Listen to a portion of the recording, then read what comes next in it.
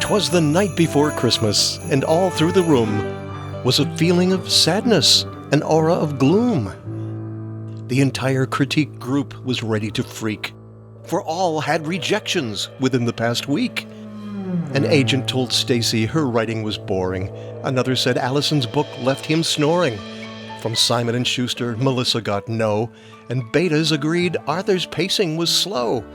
Try plumbing, a black-hearted agent told Todd, and Richard's own mother said he was a fraud.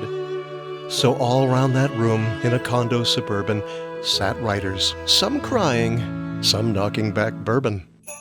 When out in the hall there arose such a clatter that Heather jumped up to see what was the matter.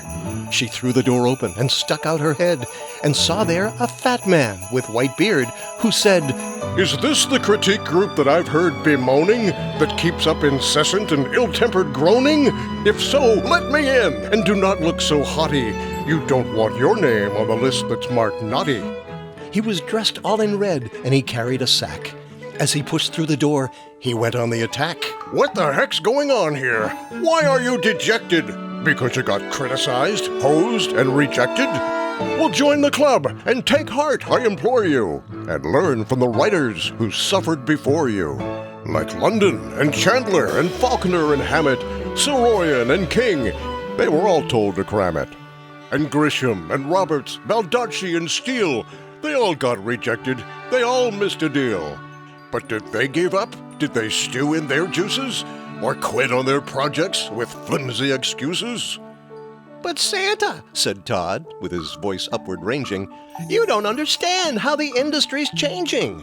There's not enough slots, lists are all in remission, there's too many writers, too much competition. And if we self-publish, that's no guarantee that readers will find us, or money will see. The system's against us. It's set up for losing. Is it any surprise that we're sobbing and boozing?" "Oh no," Santa said, "your reaction is fitting. So toss out your laptops and take up some knitting. Don't stick to the work like a Twain or a Dickens. Move out to the country and start raising chickens. But if you're true writers, you'll stop all this griping. You'll tamp down the doubting and ramp up the typing. You'll write out of love, out of dreams and desires, from passions and joys, emotional fires. You'll dive into worlds. You'll hang out with heroes. You'll live your lives deeply. You won't end up zeros. And though you may whimper when frustration grinds you, there will come a day when an email finds you. And it will say, 'Hi there, I just love suspense, and I found you on Kindle for 99 cents. I just had to tell you the tension kept rising and didn't let up till the ending surprising. You have added a fan, and just so you know, if you keep writing books, I'll keep shelling out dough.'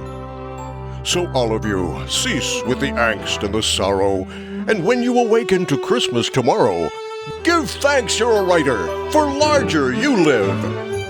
Now I've got to go. I've got presents to give."